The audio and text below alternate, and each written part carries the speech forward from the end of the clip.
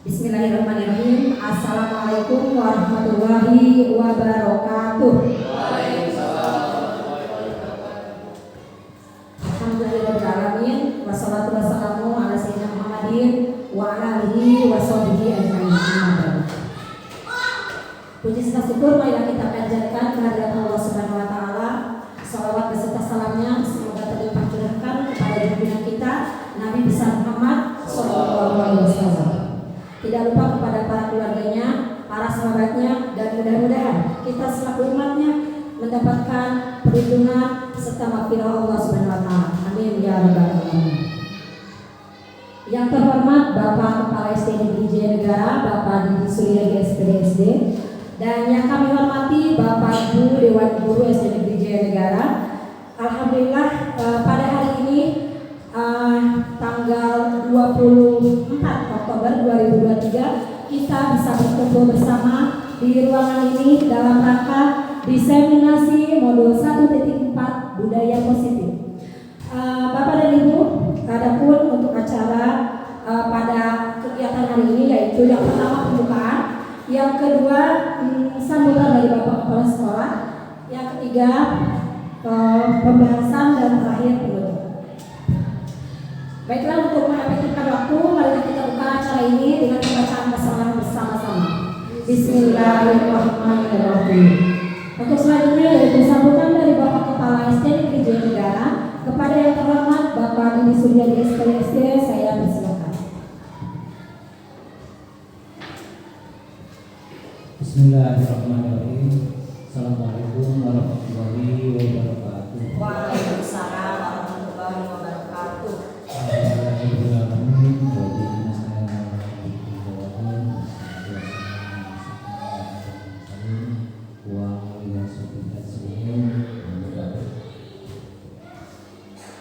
Yang saya hormati Ibu Penggerak Angkatan 9, yang saya hormati Bapak dan Ibu Guru dan staf SD Jaya Negara. Pertama-tama mari kita panjatkan puji dan syukur ke Allah bahwasanya pada hari ini kita bisa berkumpul dalam rangka desimasi modul 1.4 tentang budaya positif.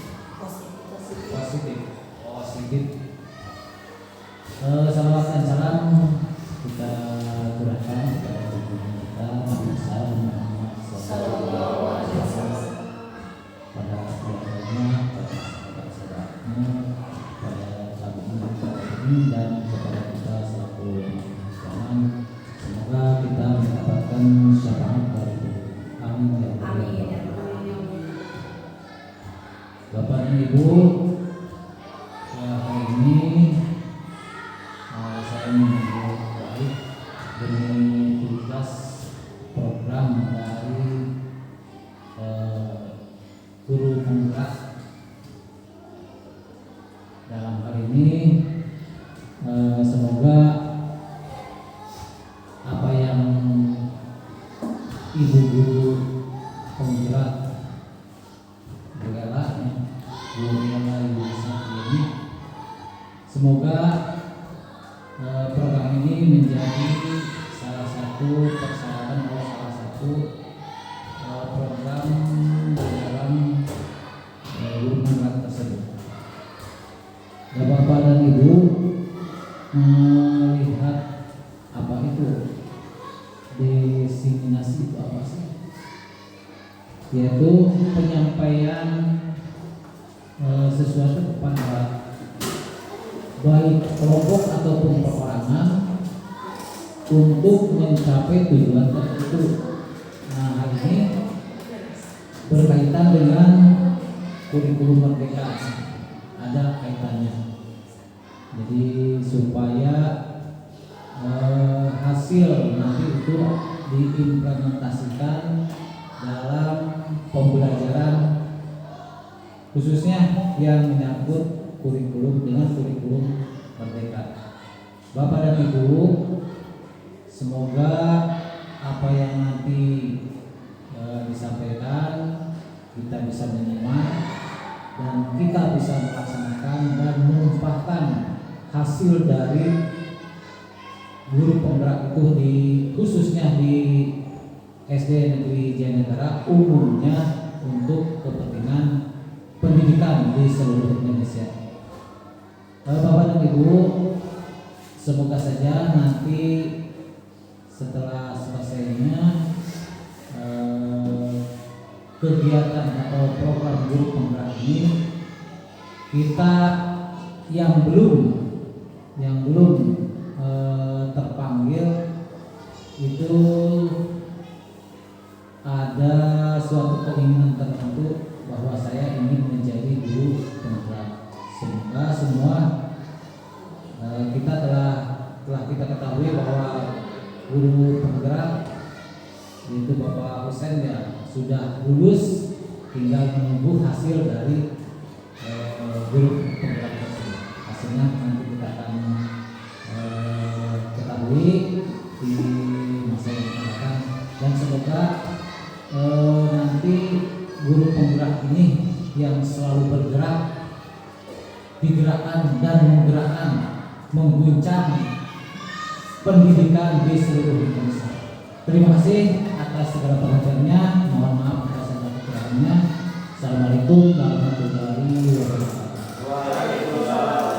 Waalaikumsalam warahmatullahi wabarakatuh. Terima kasih kepada Bapak Kepala Sekolah yang telah memberikan sambutannya, begitu memberikan motivasi kepada kita semua selaku tenaga pendidik di Sekolah Negeri Dasar Negeri Jayanegara. Baiklah Bapak dan Ibu, ini kita santai saja ya, dan sebenarnya saya juga berterima kasih sekali karena di sini mengganggu waktu istirahat Bapak dan Ibu. Tapi ini memang diseminasi ini terkait tugas dari modul 1.4 yang mana saya itu harus mendiseminasikan, menyampaikan kembali kepada warga sekolah seperti itu ya. Baiklah, untuk selanjutnya sebelum acara dilanjutkan yaitu kita ice breaking terlebih dahulu, karena biar Bapak Ibu juga nanti mendengarkannya, menyimaknya tidak mengantuk. Kita ice breaking bersama dulu. Boleh Bapak Ibu dimohon sedianya untuk berdiri, kita menari, bukan menari ya. Kita ice breaking bersama. Ini kan Bapak Ibu.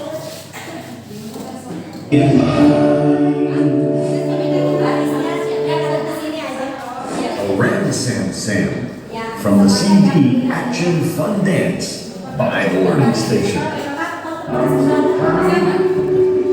Reach for the sky, let's sing love to the silly, silly rhyme and song.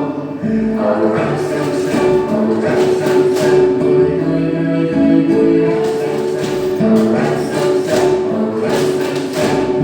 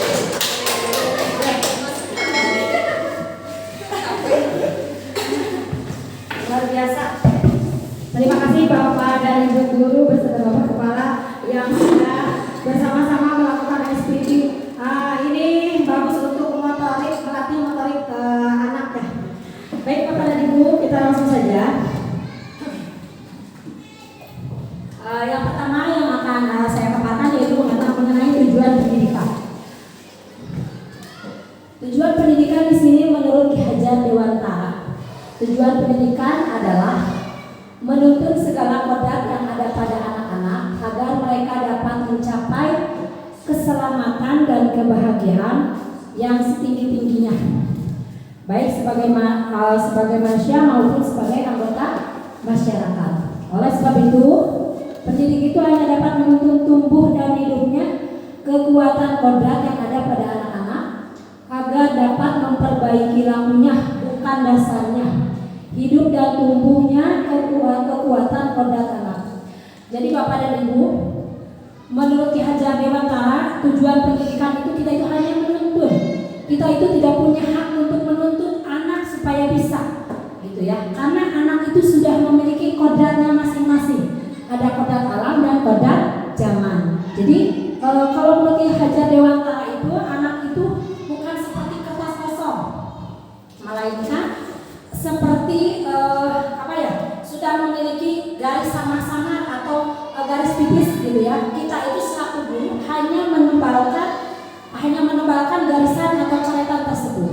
Itu maksud dari pendidikan, tujuan pendidikan menurut Ki Hajar Dewantara. Jadi kita itu tidak berhak untuk menuntut, tetapi menuntun. Itu yang pertama. Ini yang keduanya, saya mau memberikan pertanyaan dulu kepada Bapak dan Ibu. Di sini hukuman atau konsekuensi, gitu ya.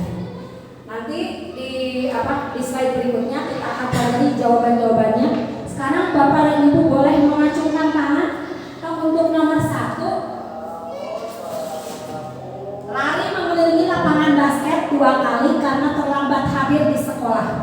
Ini Bapak Ibu jawab hukuman atau konsekuensi. Mana diacungkan saja tangannya. Yang hukuman. Oh iya, hukuman. Yang lain? Konsekuensi. Yang lain tidak bersaudara. Bapak gimana? Ini hukuman apa konsekuensi? Ada yang hukuman, ada yang konsekuensi. Boleh ngacung aja ya, bersaudara aja. Karena nanti yang akan kita pelajari itu yang ini.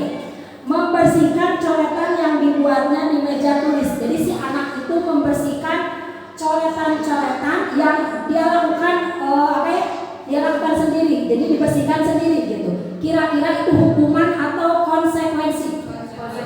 Ya, konsekuensi. Ngacung ke konsekuensi. Ya konsekuensi. Apa konsekuensi? Oh boleh. Yang ketiganya, murid diminta untuk push up 15 kali, tidak menggunakan masker ke sekolah. Berarti ini yang push upnya berarti gurunya ya, yang menyuruhnya.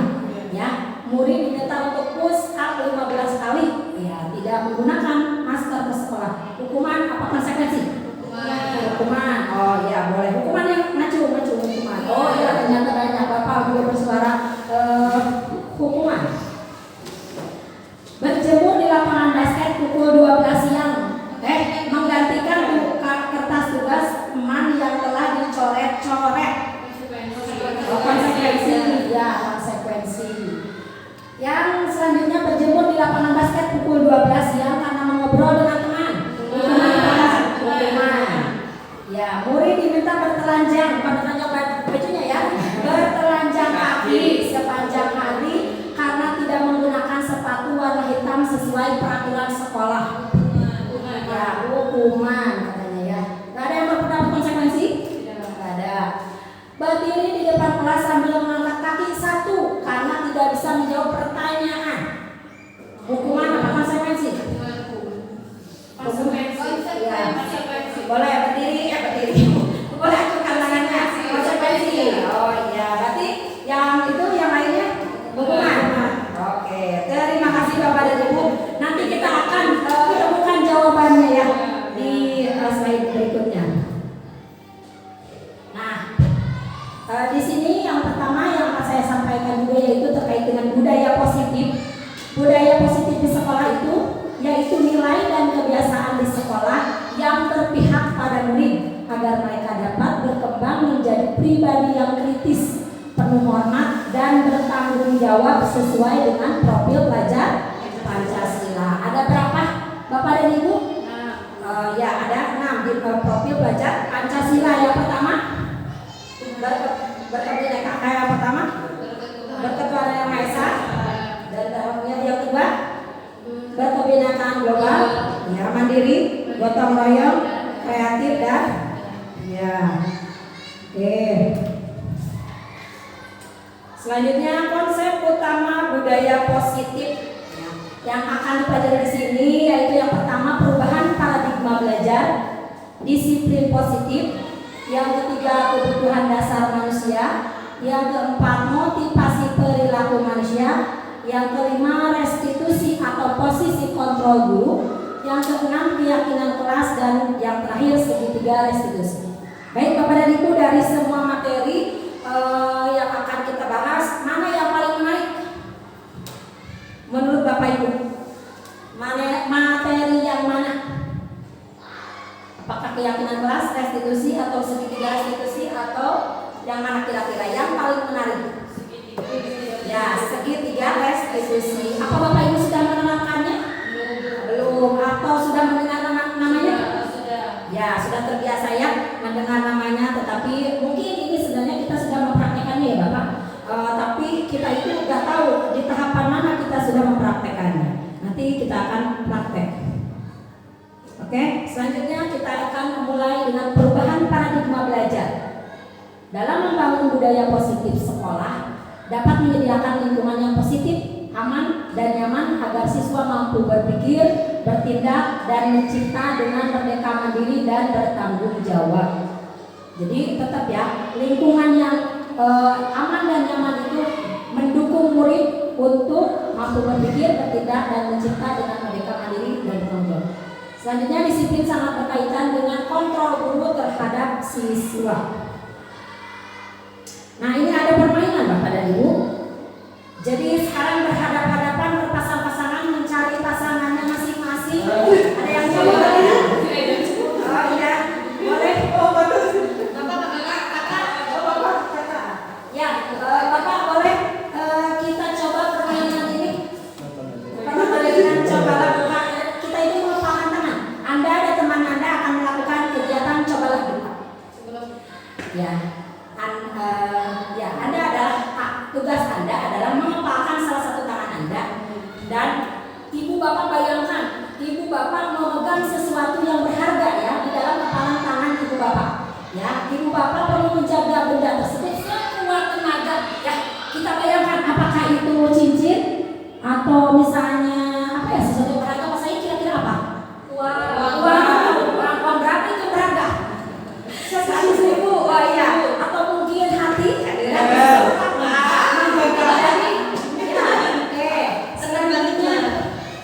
Boleh Bapak Ibu sambil berdiri apa sambil bapak? Silakan pasangan biar jomblo. Pasangannya bapak Anda atau bapak emas atau Pak Said, mau siapa saja. Ya kebetulan ini pas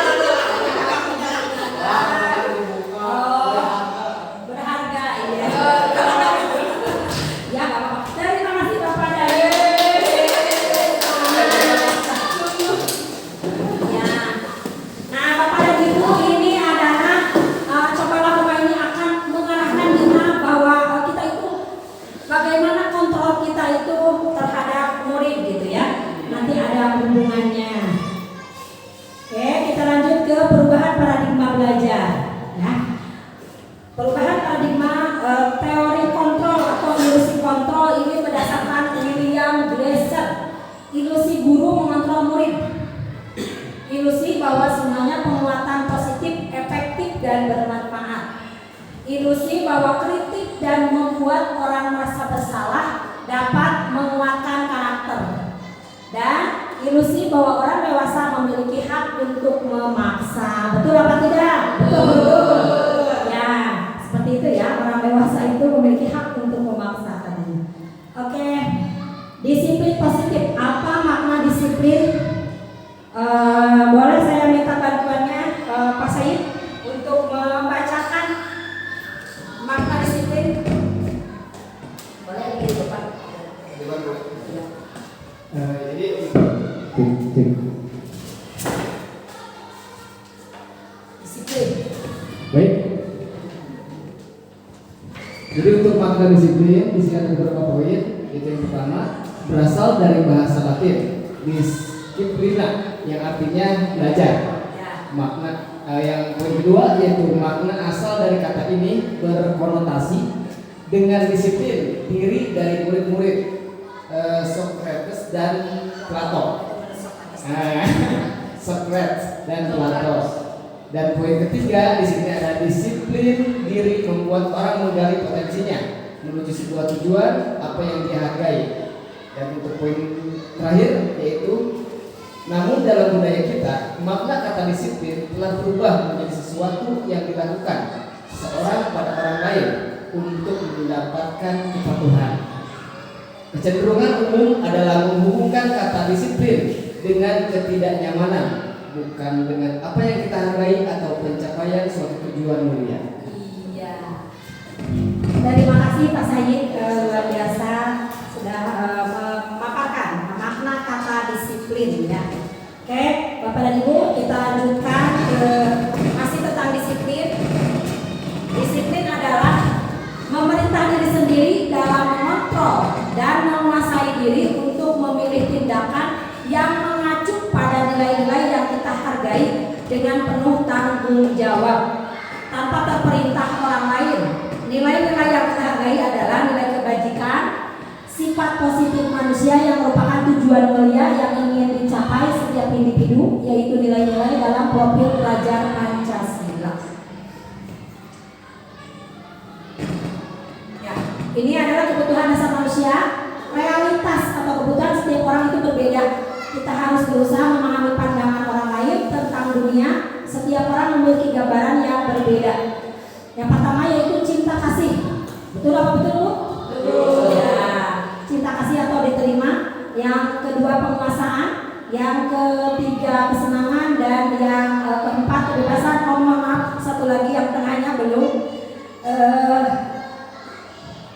Kebutuhan untuk bertahan hidup.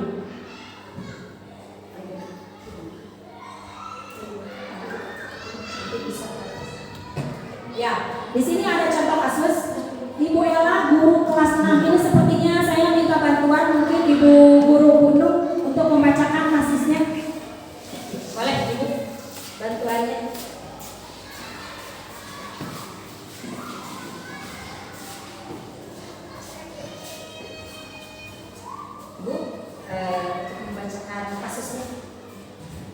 Ya, di sini ada kasus ya. Ibu Ella, guru kelas 6 di SD Negeri Jayanegara, sedang bingung menghadapi ulah salah satu muridnya di kelas bernama Jaki. Beberapa anak telah datang dan mengeluhkan Jaki yang seringkali meminta bekal makan siang mereka dengan paksa. Jika Ananda mengalami situasi seperti Bu Ella, apa yang akan Anda lakukan? Menurut Anda, kira-kira apa alasan Jaki melakukan hal tersebut? Apa hal itu? Terima kasih Bu. Ya, itu adalah kasus yang dihadapi oleh Ibu Ella. Di sini dalam konteks penerapan disiplin positif, Ibu Ella sebaiknya mencari tahu alasan Jaki melakukan tindakan tersebut agar mengetahui kebutuhan manusia yang sedang berusaha dipenuhi oleh Jaki. Yang pertama, Jaki itu lapar dan orang tuanya tidak membawakan bekal makan siang, gitu ya. Ini namanya itu kebutuhan apa itu? Aku Indonesia bacanya survival. Iya, dulu baca bahasa Inggrisnya gimana ya bahasa Inggris. Yang kedua, teman Jaki, jadi perhatikan Jaki ini, jadi maksudnya si Jaki itu mencari perhatian ya. Ya, love and belonging. Apa tuh baca apa itu? Love and belong. Ya, love and belong. Yang ketiga, dia merasa hebat karena temannya jadi takut dan menuruti keinginannya. Ya, jadi power itu dia itu punya kekuasaan. Ya. Yang keempat, Jaki merasa bosan dengan bekal yang dibawakan orang tuanya karena selalu bekal yang sama. Oh, gitu. Jadi bubur terus ya bekalnya. Jadi itu adalah freedom, sejak itu kebutuhan dasarnya freedom, kebebasan. Dan yang terakhir, Jaki hanya iseng dan dia menikmati ekspresi wajah temannya yang kesal. Jadi di sini apa ya? Jadi merasa bahagia ketika melihat temannya kesal. Oke, lanjut. Semua perilaku memiliki tujuan. Teori motivasi perilaku manusia. Di sini Bapak dan Ibu bisa kita perhatikan yang dua itu adalah motivasi eksternal.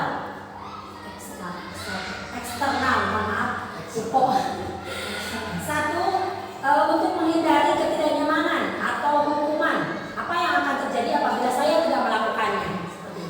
Yang kedua, untuk mendapatkan imbalan dari orang lain atau institusi. Apa yang akan saya dapatkan apabila saya melakukannya? Itu yang kedua adalah motivasi eksternal atau motivasi dari luar. Nah, ini yang terakhir adalah yang bagus, motivasi internal untuk menghargai diri sendiri. Saya akan menjadi orang yang seperti apa apabila saya melakukannya. Ini adalah dari tujuan dari disiplin positif. Oke, selanjutnya ada kasus lagi. Ipa kurang menguasai pelajaran matematika. Ini sepertinya saya mohon bantuan untuk kepada Ibu Rizka untuk membacakannya. Boleh saya ke sana? Untuk Ibu Rizka yang ke sini.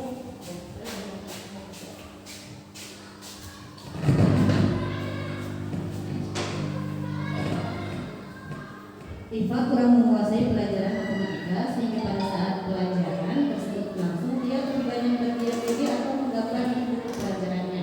Pada saat guru matematikanya, Pak Seno menanyakan pertanyaan Iva menjadi gugup dan tak sengaja menjatuh kertasnya dari kursi serta tiba-tiba menjadi gagap pada saat berupaya menjawab.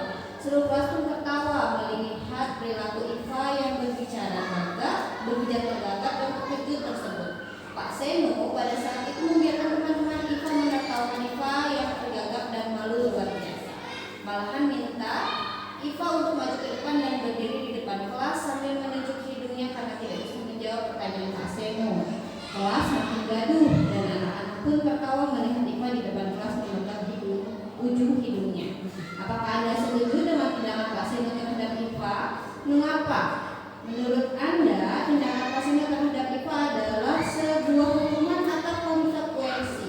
Mengapa? Boleh Ibu langsung berkomentar. Menurut Ibu Rizka, kira-kira hukuman apa konsekuensi yang dilakukan oleh Pak Seno? Sebetulnya saya kurang setuju dengan tindakan Pak Seno karena harusnya Pak Seno tahu apa yang disukai dan tidak disukai. Mengapa anak itu menjadi gugup dan gagap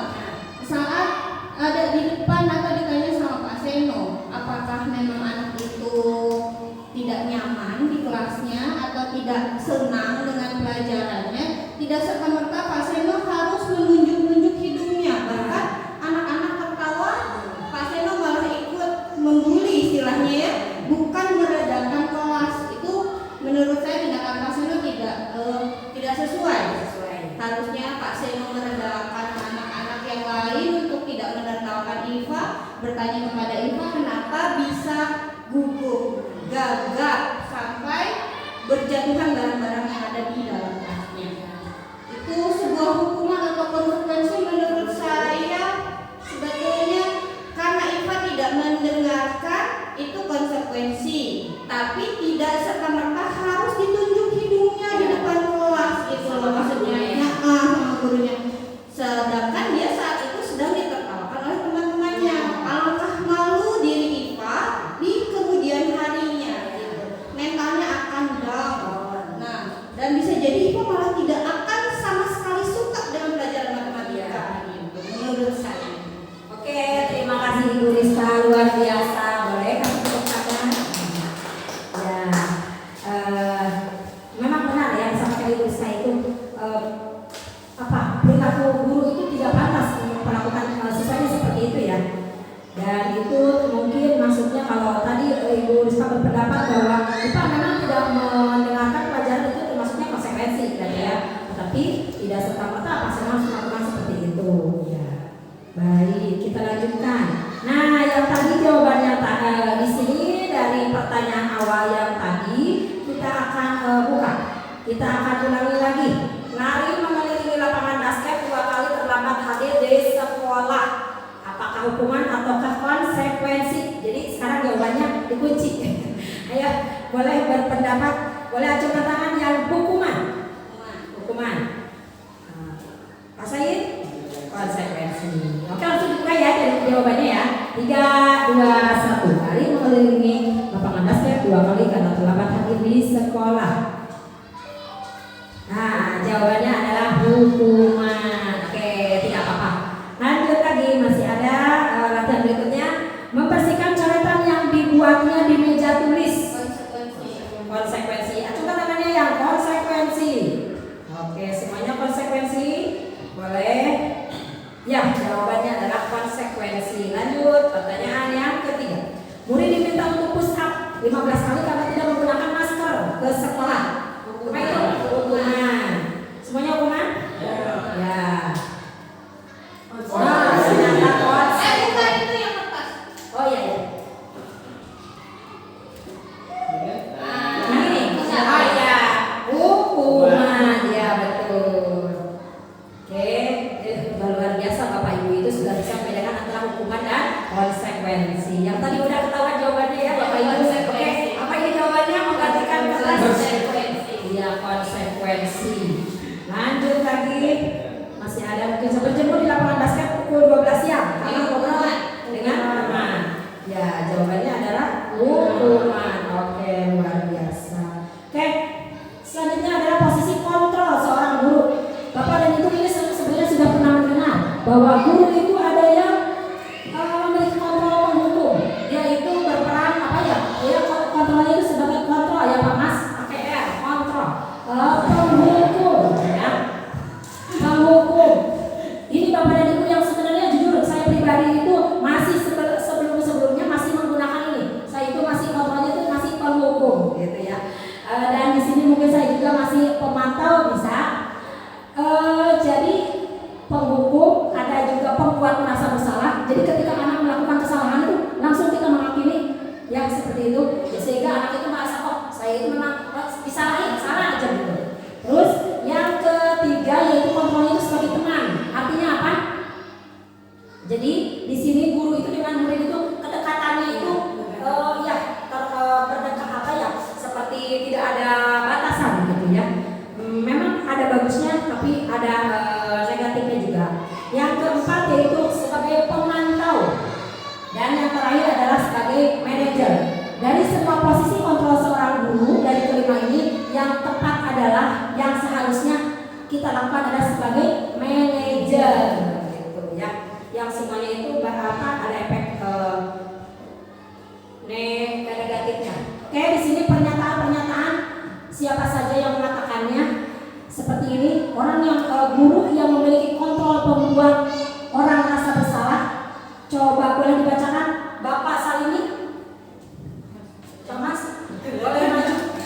Sudah kelihatan. Ngomongnya apa? Guru yang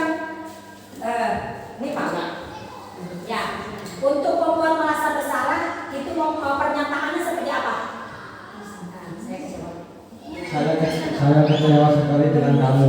Ya, Pak Guru berbicara seperti itu. Saya kecewa sekali dengan kamu. Coba yang menghukum itu seperti apa bicaranya, Pak? Kamu tidak pernah benar melakukannya. Ya, kamu tidak pernah benar melakukannya seperti itu ya. Yang teman. Ayolah lakukan demi ibu atau bapak. Ya, seperti itu. Yang pemantau, Pak. Apakah kamu mau mendapatkan stiker bintang ini? Ya. Jadi selanjutnya yang manajer.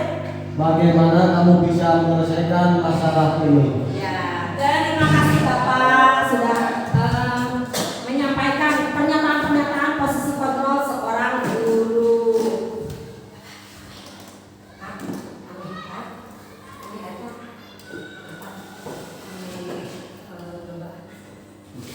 Duduknya di situ.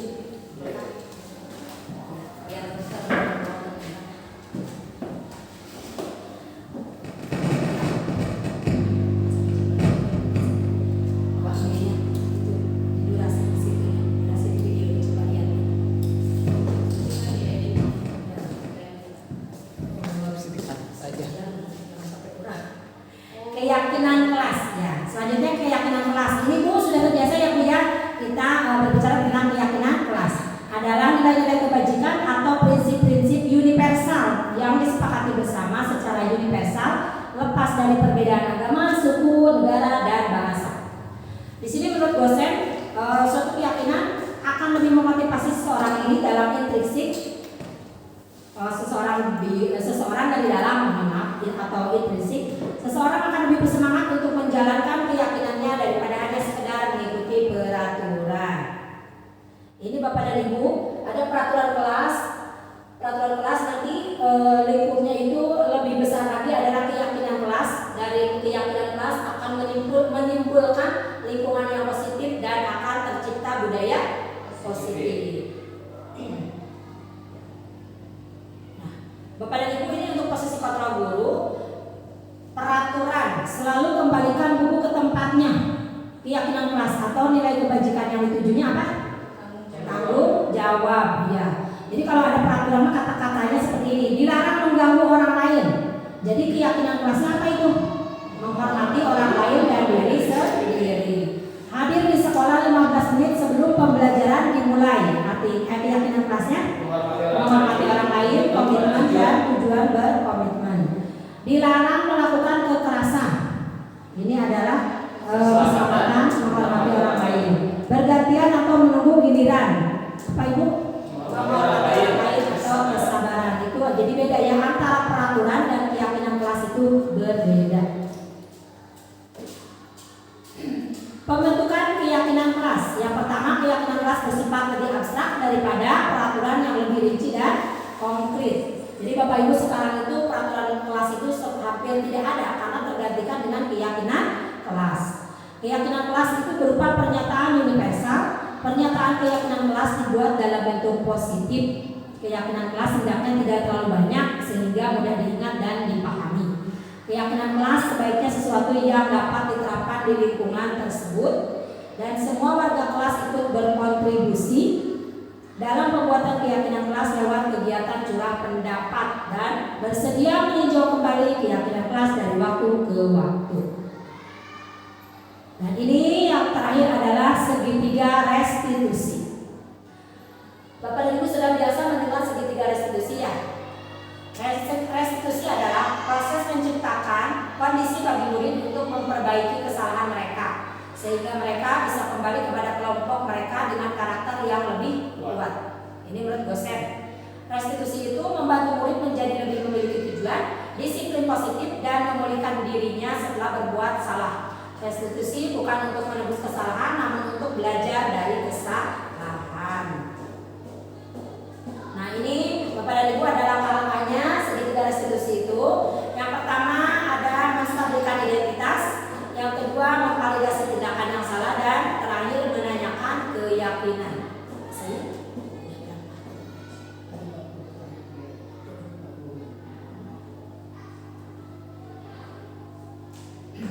Oke, tahapan untuk menstabilkan identitas itu guru itu harus berbicara seperti ini ketika anak ada yang berbuat kesalahan.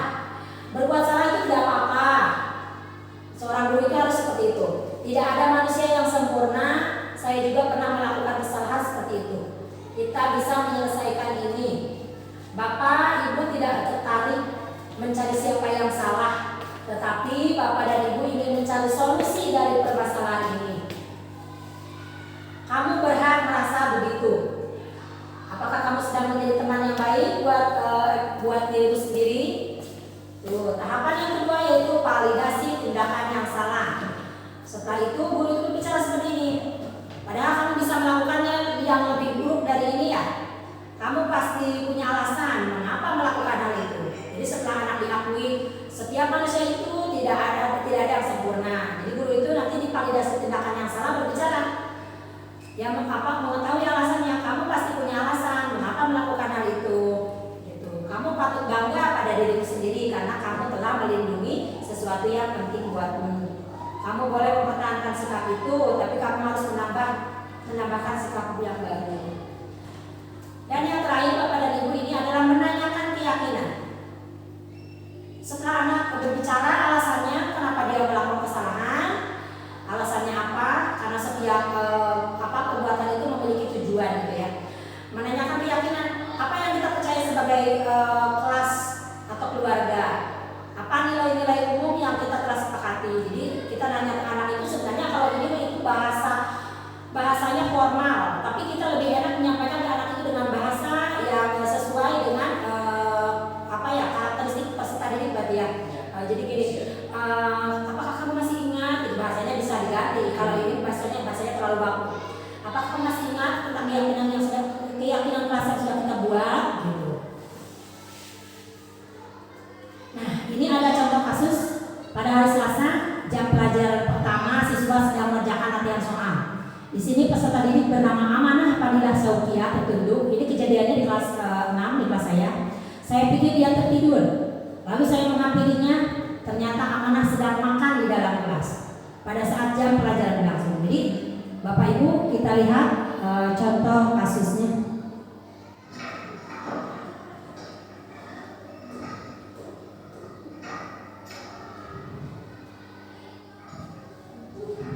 Sedang apa Amanah? Udah dulu makannya. Lanjutin lagi ngerjain tugasnya. Ya, itu ada satu kasus di mana anak kelas 6 ini makan pada saat jam pelajaran berlangsung. Tapi kita mencari yang tahu alasannya, tidak boleh asal menghukum begitu saja. Jadi kita selesaikan dengan cara segitiga restitusi. Di sini ada tahapan menstabilkan identitas.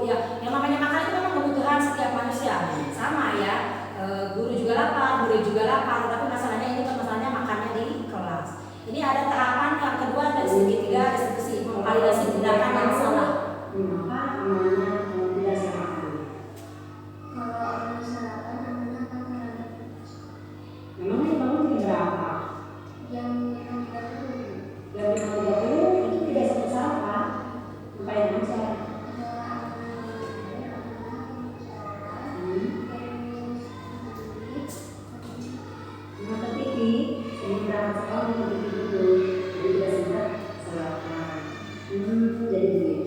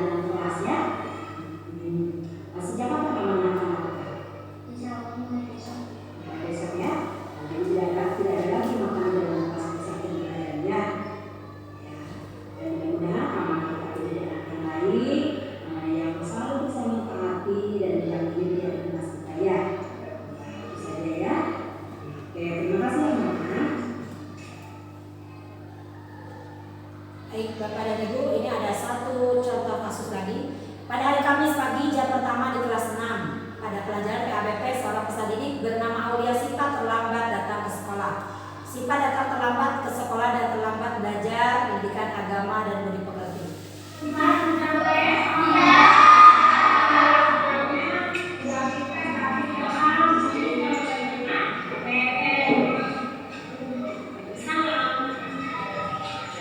Siapa? Aku di belakang. Siapa terlambat ya? Silakan siapa duduk.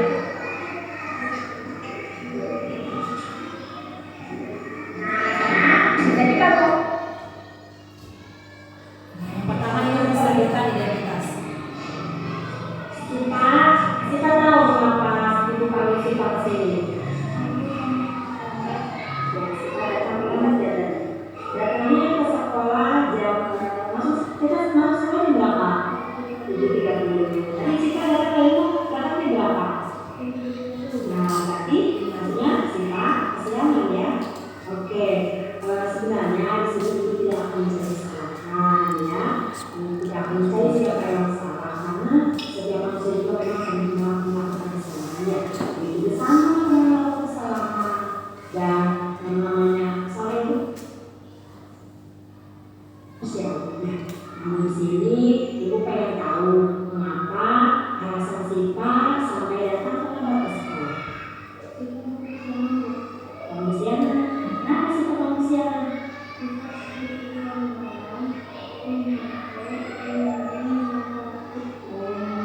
Jadi kalau kesiangan itu karena dirimu dalam malam ya sampai main HP sampai lupa waktu gitu.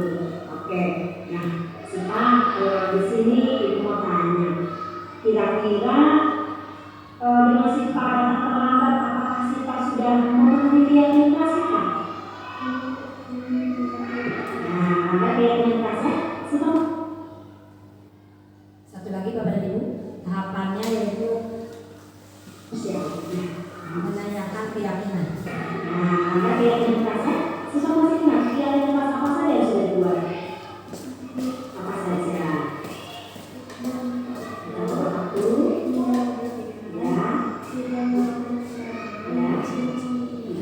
Pasti Sipa masih ingat tentang keyakinan Sipa ya? Baik, lalu nama apa saja yang akan Sipa lakukan agar Sipa tidak datang terlambat ke sekolah? Ya, ini jawab. Ya, tidak benar itu kok ya. Oke, mulai kapan Sipa akan lakukan? Ya, baik Sipa sudah berusaha untuk kedepannya menjadi lebih baik lagi ya. Dan juga mereka doakan semoga Sipa menjadi anak yang selalu mematuhi peraturan sekolah kita ya. Menjadi lebih baik lagi, tidak akan datang pulang kalian ya. Oke, terima kasih Sipa.